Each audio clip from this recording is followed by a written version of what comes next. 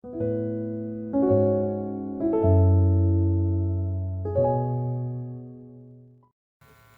번째 날 특별 새벽 기도회를 우리 다 같이 드리도록 하겠습니다. 우리 사도신경으로 신앙 고백하겠습니다. 나는 전능하신 아버지 하나님, 천지의 창조주를 믿습니다. 나는 그의 유일하신 아들, 우리 주 예수 그리스도를 믿습니다.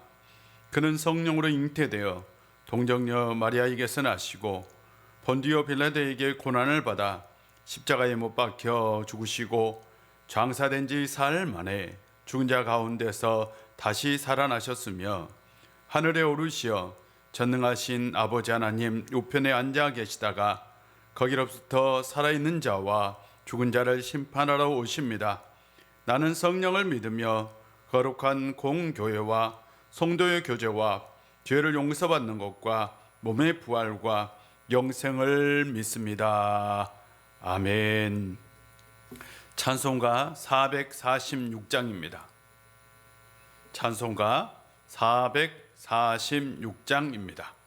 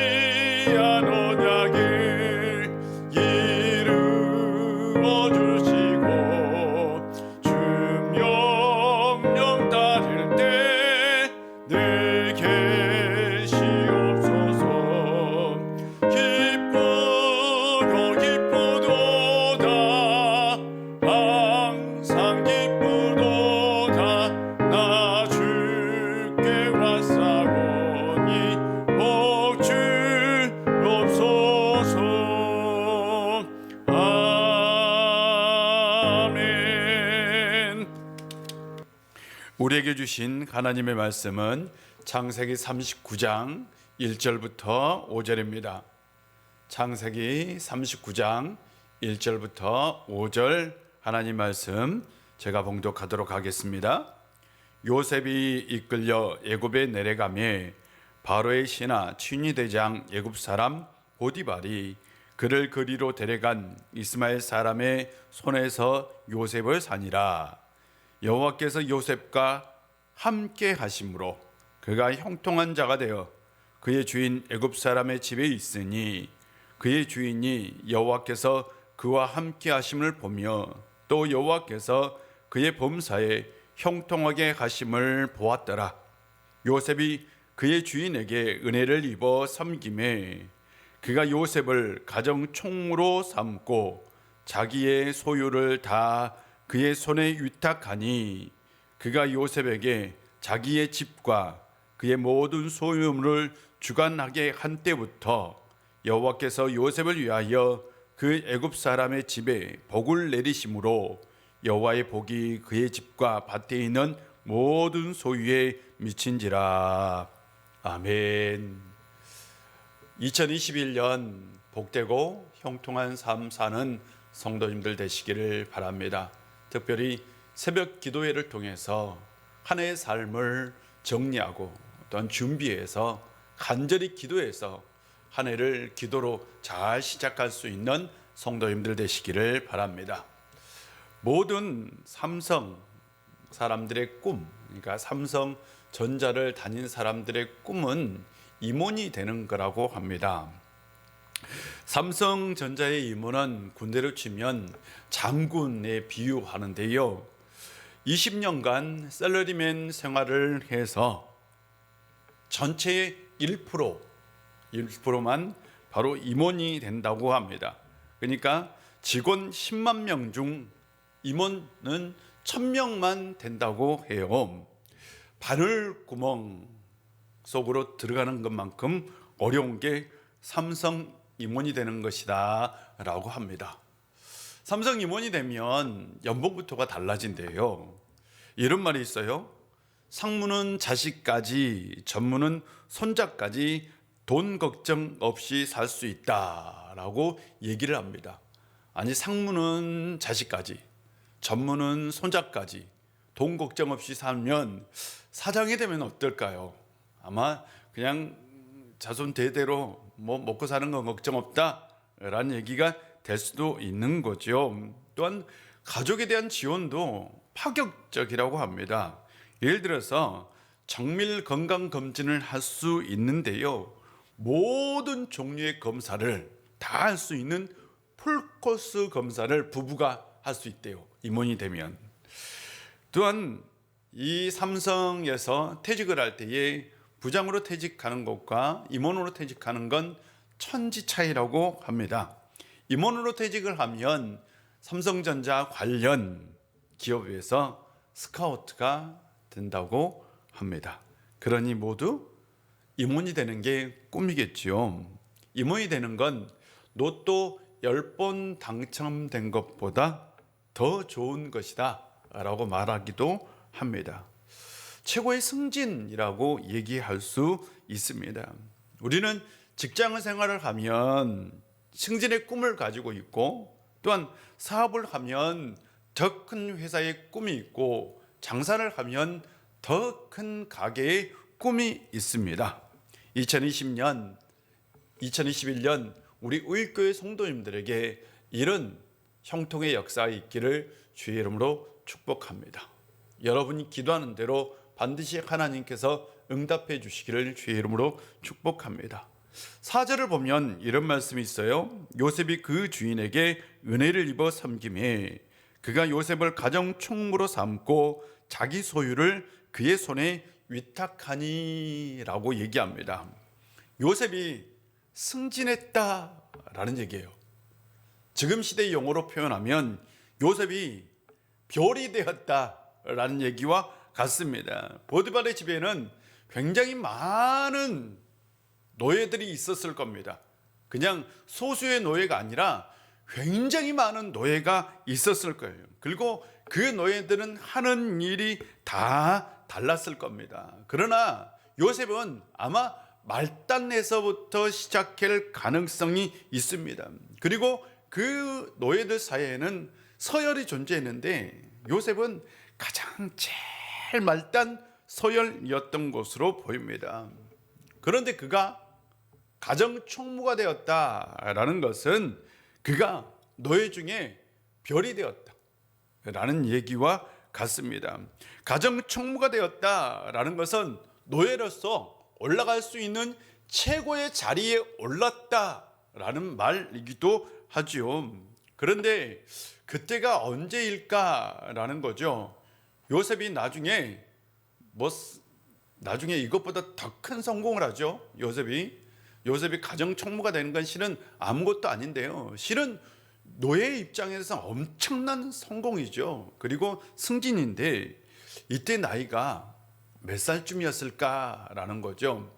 요셉이 30세에 애굽의 총리가 됩니다. 그 전에 2년 동안 감옥에 갇혀 있었어요. 그러니까 28세 이전에, 즉 20대 아마 후반쯤에 그는 바로 보디발 가정의 가정 총무가 된 거죠. 굉장히 빠른 나이다라고 얘기할 수 있습니다. 노예에게 가정 총무를 맡기는 건 연장자에게, 경험이 풍부한 사람에게 대부분 맡기죠. 그런데 보디발은 바로 젊은 요셉에게 가정 총무의 일을 맡겼습니다. 아마 그가 노예가 된 지 한 10년쯤 되었을 때 일인 것으로 보입니다. 그는 승진을 했는데 초고속 승진을 했던 사람입니다. 그런 면에서 참 대단하죠. 요셉이 초고속 승진을 할 수 있었던 배경은 무엇일까요? 성경은 이렇게 얘기하고 있습니다. 요셉이 그 주인에게 은혜를 입었다라고 표현하고 있죠. 은혜를 입었다라는 것은 총애를 받았다라는 말이죠. 주인에게 총애를 받은 거예요. 요셉이 사랑을 받았어요. 주인에게 사랑을 받을 수 있었던 비결은 성경에서는 이렇게 얘기합니다. 주인이 여호와가 요셉과 함께하는 것을 보았고, 또한 여호와가 요셉에게 범사에 형통하게 하는 것을 보았다라고 얘기합니다.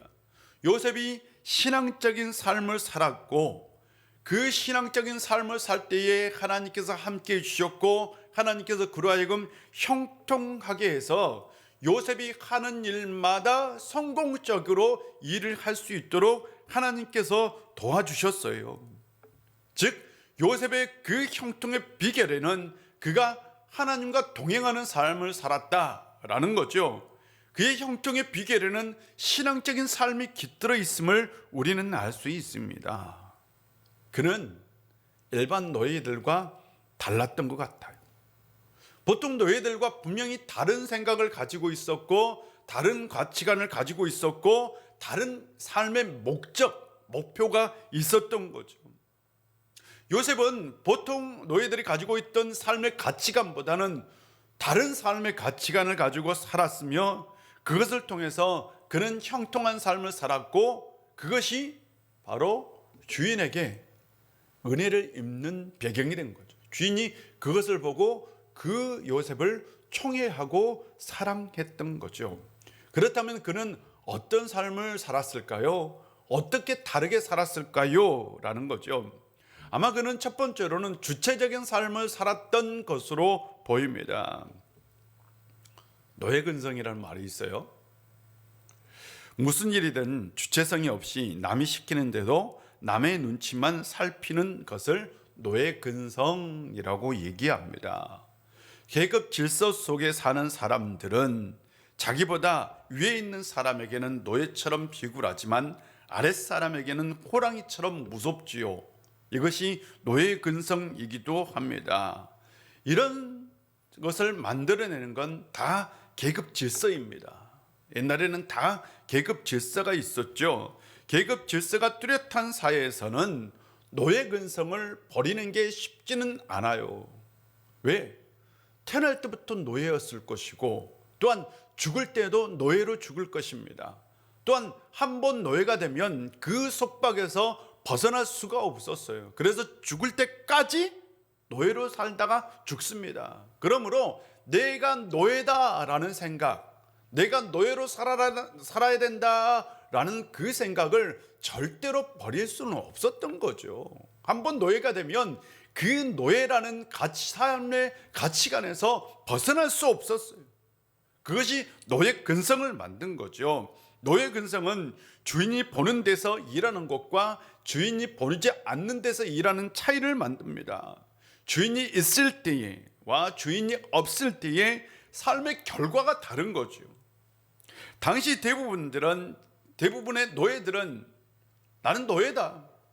그래서 주인이 볼 때는 잘하지만 주인이 보지 않을 때는 대충 그냥 살았을 가능성이 충분히 있습니다.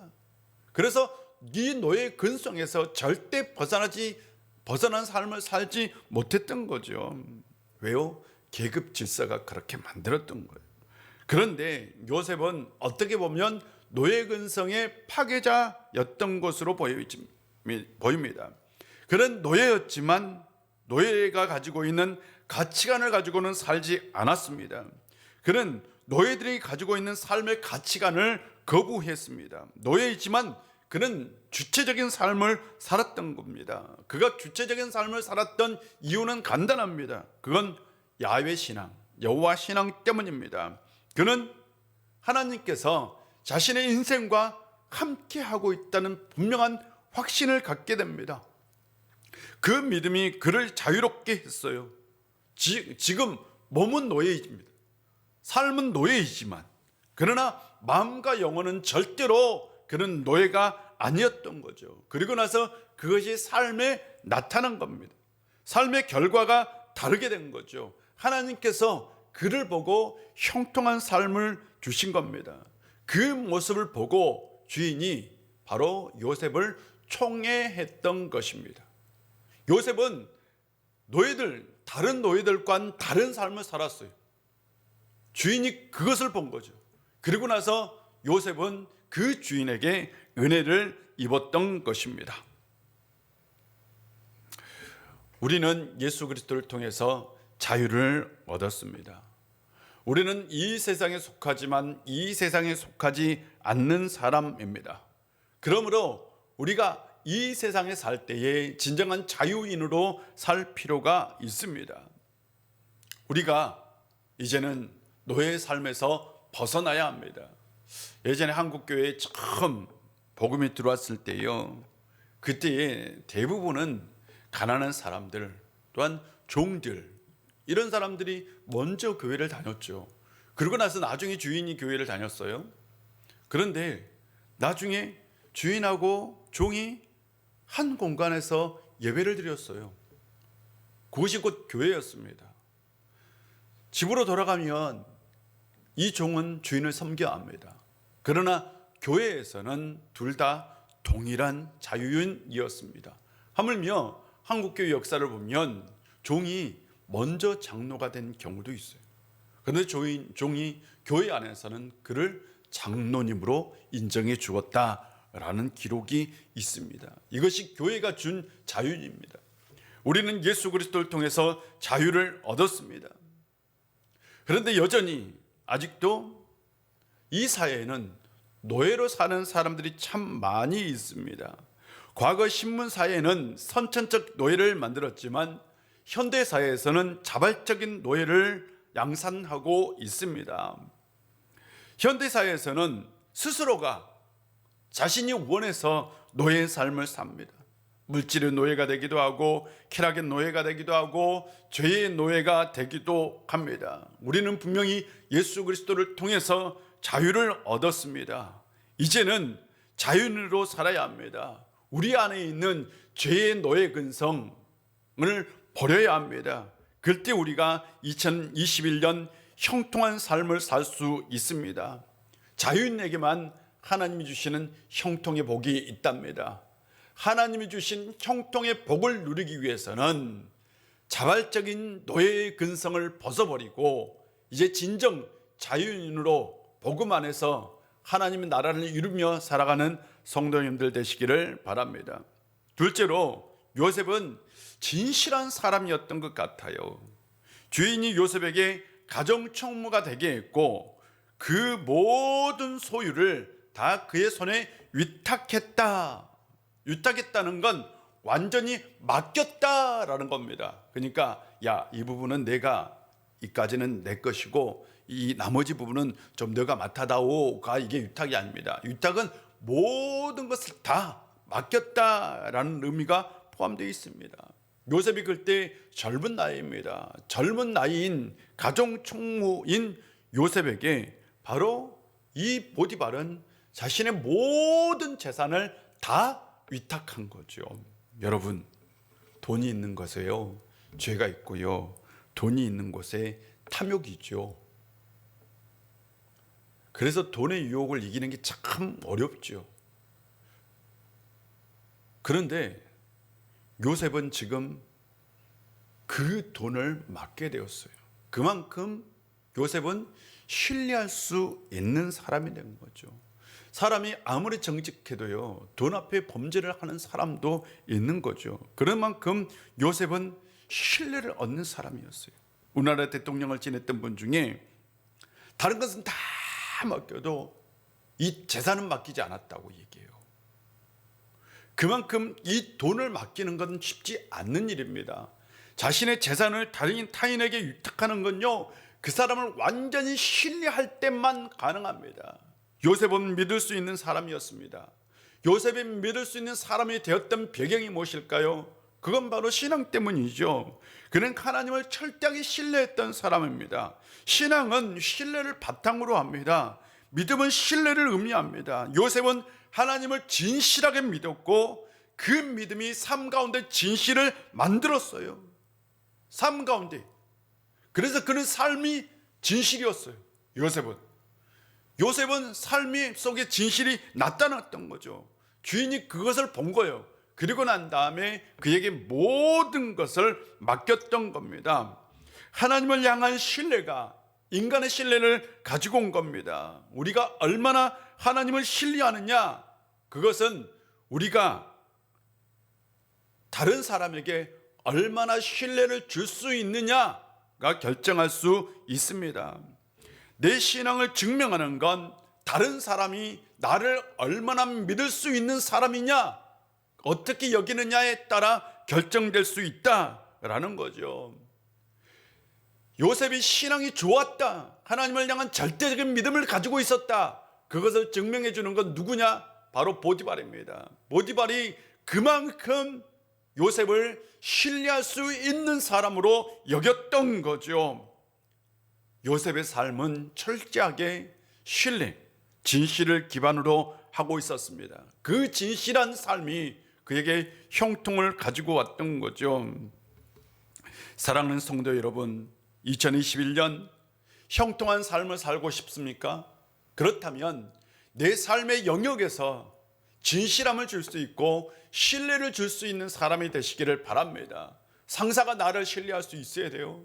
동료가 나를 신뢰할 수 있어야 합니다. 가족이 나를 신뢰할 수 있어야 합니다. 교인들이 나를 신뢰할 수 있어야 합니다. 그때만 우리가 형통의 길을 걸어갈 수 있습니다. 우리의 복은 사람에게서 옵니다.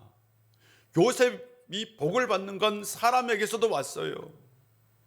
그러므로 사랑하는 성도 여러분, 2021년 진짜 형통의 삶을 살고 싶다면 또한 진실한 삶을 살아가는 성도님들 되시기를 주의 이름으로 축복합니다. 오늘 두 가지를 나눴어요. 첫 번째로는 자발적인 노예 근성을 버리자. 그리고 진정한 자유함으로 형통의 삶을 살자. 두 번째로는 진실한 삶을 살자라는 거였습니다. 2021년 형통한 삶을 살아가는 성도님들 되시기를 바랍니다. 기도하겠습니다. 아버지 하나님, 오늘도 우리 가운데 함께해 주시고 은혜 주셔서 감사드립니다. 요셉이 초고적 승진을 할 수 있었던 건 그는 일반 노예들과 다른 삶의 가치관, 노예가 아닌 삶을 살았기 때문입니다. 또한 그는 주인이 믿을 수 있는 진짜 신뢰의 사람이었습니다. 그것이 형통한 인생이 되게 하였습니다. 아버지 하나님, 우리가 2021년 이렇게 살아갈 수 있도록 도와주옵소서. 우리 교회 모든 성도님들 2021년에는 요셉처럼 승진하고 삶의 지경이 넓혀질 수 있도록 도와주옵소서. 예수님의 이름으로 기도합니다. 아멘. 우리 다 같이 주기도문 합니다. 하늘에 계신 우리 아버지, 아버지의 이름을 거룩하게 하시며 아버지의 나라가 오게 하시며 아버지의 뜻이 하늘에서와 같이 땅에서도 이루어지게 하소서. 오늘 우리에게 일용할 양식을 주시고 우리가 우리에게 잘못한 사람을 용서해 준 것 같이 우리 죄를 용서하여 주시고 우리를 시험에 빠지지 않게 하시고 악에서 구하소서. 나라와 권능과 영광이 영원히 아버지의 것입니다. 아멘. 두 가지 말씀을 나눴습니다. 우리는 예수 그리스도 안에서 자유를 얻었습니다. 이제는 우리가 이 세상 삶의 가치관에서 진정한 자유를 누리고 살아야 합니다. 그때 우리가 형통한 삶을 살 수 있습니다. 두 번째로 우리는 하나님을 신뢰합니다. 그 신뢰한 만큼 우리는 신뢰관계를 구축하고 살아야 합니다. 그래서 2021년 형통하고 복된 삶 살게 하여 주옵소서라고 기도합시다. 그리고 우리 가정을 위해서, 자녀들을 위해서, 교회를 위해서, 나라와 민족을 위해서 우리 다 같이 기도하는 시간을 갖도록 하겠습니다. 우리 다 같이 기도합니다. 아버지 하나님, 오늘도 우리 가운데 함께 해주시고 은혜 주셔서 감사드립니다. 요셉은 승진했습니다. 아버지 하나님, 가정 총무가 되었습니다. 그것도 빠른 승진이었습니다. 아버지 하나님, 우리 울교회 모든 성도님들 안에 2021년 요셉에게 일어났던 그 인생의 일이 우리 우일교회 성도님들에게도 있게 하여 주옵소서.